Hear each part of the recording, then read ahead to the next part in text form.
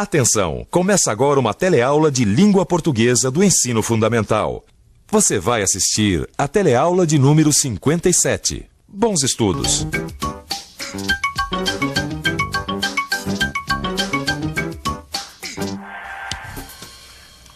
Olha lá, claro, ó. Que paroxítona, né? Tá junto com a Calu ali. Bonitinha também, né? Mas é oxítona, Calu. Eu caio mesmo pela Débora, viu? Que bela proparoxítona. Ô, Arthur, isso é jeito de falar das meninas? Que meninas, que meninas. Eu tô falando das sílabas tônicas dos nomes das meninas, cara. Aliás, hoje você vai aprender o que são as palavras oxítonas, paroxítonas e proparoxítonas. Vai acompanhar a discussão sobre liberdade de imprensa e os perigos da censura. Vai ver como uma mesma palavra pode ser usada em expressões com sentidos diferentes e conhecer um pouco mais sobre técnicas jornalísticas. A nossa teleaula começa agora.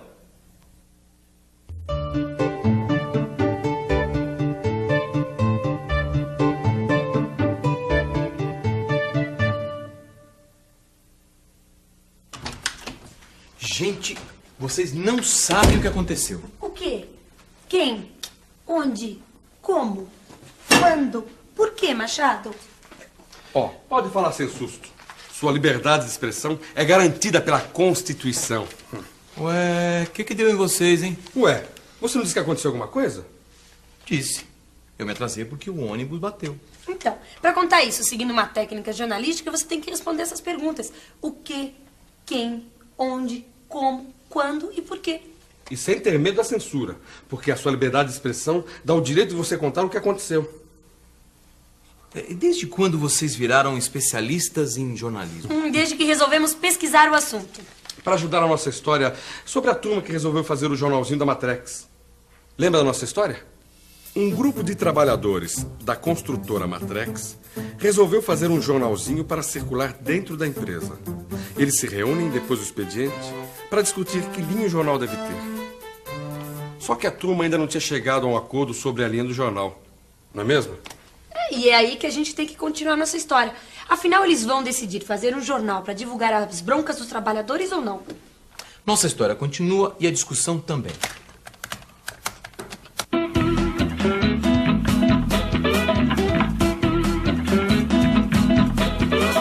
Vai ter muitas outras coisas que... Vai se... Grande Rodrigão! E aí, meu querido? Tudo bom? Senta aí. Pô, o Miranda disse que estava uma maior dificuldade para te convencer a participar do nosso jornal e tal. Como é que é isso? Vocês acham que eu ia perder uma oportunidade dessa? Inclusive, o Miranda contou que vocês já andaram discutindo aí que tipo de jornal vai ser e tal. Que linha vai ter o jornal, se a gente vai colocar e criticar tudo que achar de errado aqui dentro da empresa. Porque, na minha opinião... Miranda, o que é isso, pô? Você tá achando que isso aqui é carnaval, é? Não. É que foi o único jeito de eu convencer a minha mulher a me dar uma folga hoje. Eu disse que a gente tinha ensaio da banda do Bloco da Matrex. Mas é verdade, não é? É verdade. Mas só que antes a gente vai discutir a linha do nosso jornalzinho. Olha, foi aí que a minha mulher encrencou, viu? Ela acha que pode dar problema essa história de jornalzinho que vai ficar reclamando das injustiças, criticando o patrão, defendendo direitos. Eu tava falando sobre isso. Eu também tô cabreiro com essa história. De repente a gente tá achando sarna pra se coçar, Jeremias. Turma, o que é isso, turma? E a liberdade de expressão? E a liberdade de imprensa garantida na Constituição Federal? A Constituição é a lei maior de um país. E na Constituição brasileira está garantida a liberdade de imprensa. Por favor, seu Eduardo, o que é liberdade de imprensa? A liberdade de imprensa é o direito ou a prerrogativa que os meios de comunicação têm de publicar aquilo que ele julga inconveniente para o seu público, que não ofenda os bons costumes ou que não ofenda as tendências que as pessoas que consomem esses órgãos têm. E o que é liberdade de expressão?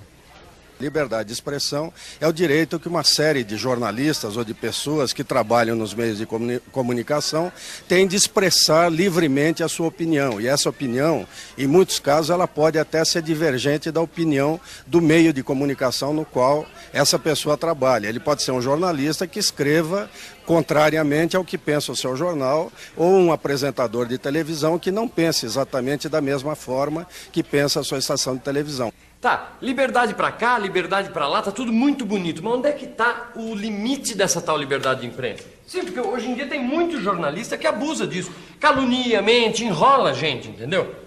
Parece até que você está defendendo a censura. Estou defendendo a censura. Meu caro, no tempo que tinha censura, o governo só deixava sair aquilo que interessava para ele.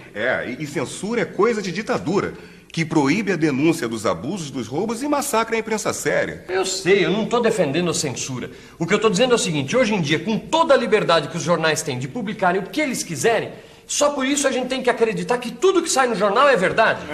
Isso é, hein, pessoal. A gente tem que ler o jornal com olho crítico. Porque essa história que eles sempre contam as coisas como elas são, isso é conversa pra boi dormir. Também acho. Que defesa tem a sociedade contra abusos de jornalistas ou frente a notícias publicadas de forma deturpada?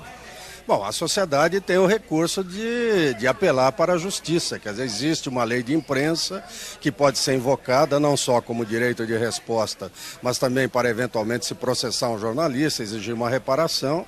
E mesmo o Código Penal tem uma série de artigos que podem ser utilizados no caso da pessoa se sentir caluniada, ofendida, injuriada, infamada, qualquer tipo de coisa. E qual é o limite da liberdade de imprensa? Ela não violentar os direitos das pessoas, quer dizer, o direito à privacidade, o direito da pessoa à honra, quer dizer, você não pode afirmar alguma coisa sobre uma pessoa ou acusar uma pessoa sem você ter provas concretas a respeito. Então, esses são os limites que a liberdade de imprensa atinge. Gente, que discussão! Essa história de censura na época da ditadura era brava mesmo, Machado? Se era. A imprensa só podia falar o que o governo autorizava. Os jornais davam um jeito de avisar os leitores que tinham sido censurados, publicando receitas de bolo ou fotos absurdas no lugar de matérias. E teve muito jornalista sério perseguido e até morto pela repressão. Teve muito jornalista sério que sofreu barbaridade com a censura, cara. E outra coisa, tiveram que comer o pão que o diabo amassou. É verdade, ninguém podia falar de nada, mesmo quando todo mundo sabia que tinha gente especialista em roubar, em comer o dinheiro. Tá. Agora, uma coisa que hoje em dia podiam censurar é o preço do aluguel, hein?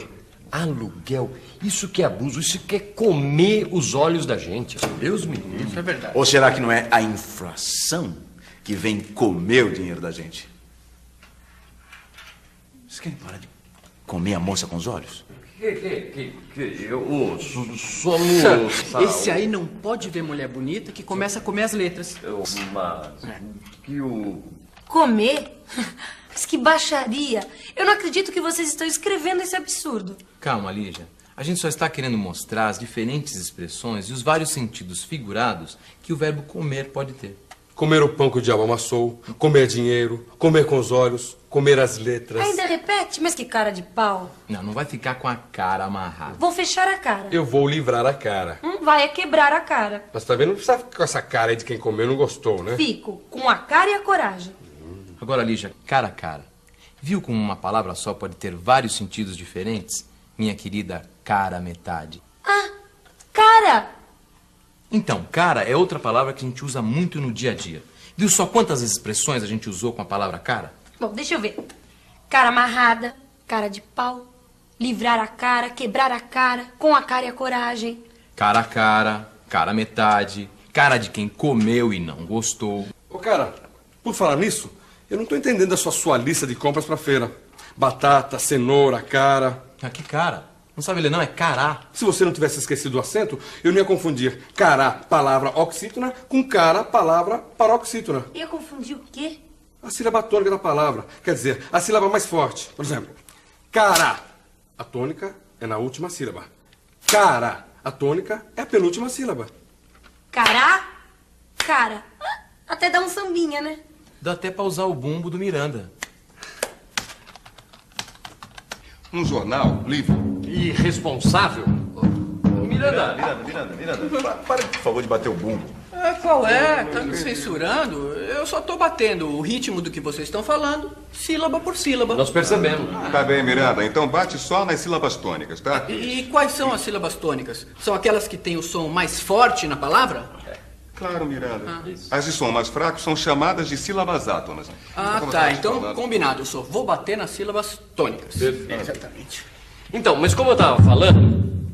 Pera, para um pouco só. Ô, Miranda, você vai ter que dar um desconto maior ainda. Faz o seguinte, não vai dar. Bate só na sílaba tônica das palavras oxítonas. Oxítonas, o que são as oxítonas? Oxítonas são aquelas que têm a sílaba tônica na última sílaba. Combinado. Voltando, eu acho que o nosso assunto pede moderação, né? Não pode haver discussão. Mirandinha, sabe que agora me ocorreu uma outra coisa? Sim. Você podia bater nas tônicas só das palavras paroxítonas, você Paroxítonas? sabe? Não. Não sabe. Paroxítonas são aquelas que têm a sílaba tônica na penúltima sílaba. Penúltima. Combinado? Combinado. Tá. Liberdade é um assunto pra lá de importante.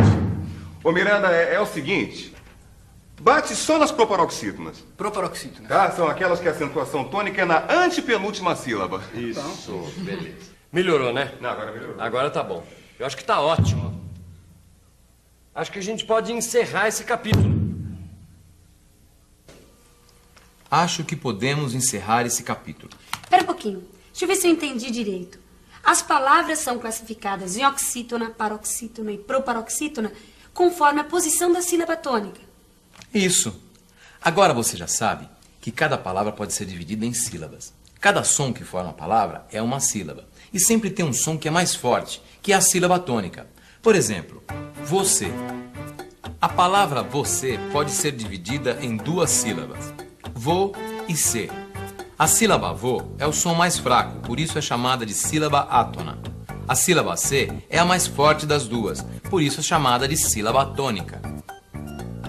Quando a sílaba tônica é a última sílaba da palavra, como em você, conclusão, ninguém, chamamos a palavra de oxítona. Quando a sílaba tônica é a penúltima sílaba da palavra, como em liberdade, jornalista, vida, chamamos a palavra de paroxítona. Quando a sílaba tônica é a antepenúltima sílaba da palavra, como em símbolo, ótimo, capítulo, chamamos a palavra de proparoxítona. Proparoxítonas? Eu juro que eu toco só nas proparoxítonas. Não toca mais nada. Chega de boa. Para com isso. Inclusive, a gente acabou com essa confusão toda, nem terminando a conversa do jornal, é isso? Exatamente. Eu acho que agora é o momento exato de discutirmos que matéria o grande repórter Gustavo vai escrever para o jornalzinho da Matrex, hein? Mas antes, grande repórter, nós temos que discutir aqui um jeito mais profissional de escrever as matérias. E para isso está aqui o Rodrigo, que fez 2 anos numa escola de comunicação, sabe das coisas, vai explicar pra gente. Como é que é? Bom, mais ou menos assim. A gente tem que aproveitar toda a técnica jornalística.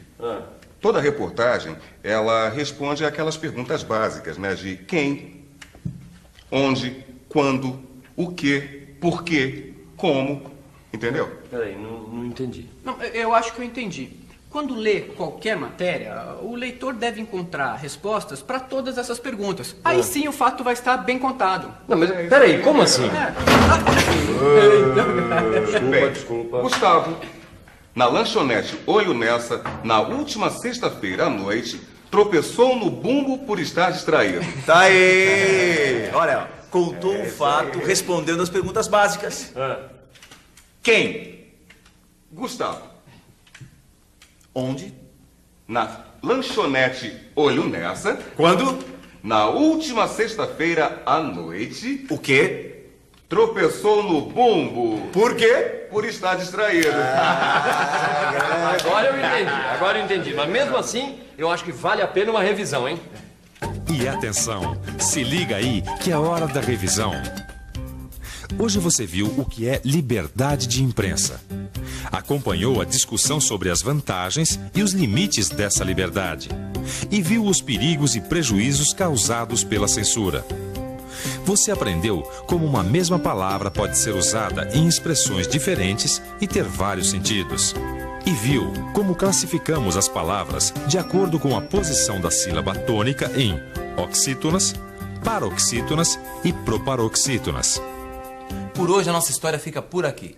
Na próxima teleaula você vai ver como termina essa história do jornalzinho da Matrex. Até lá.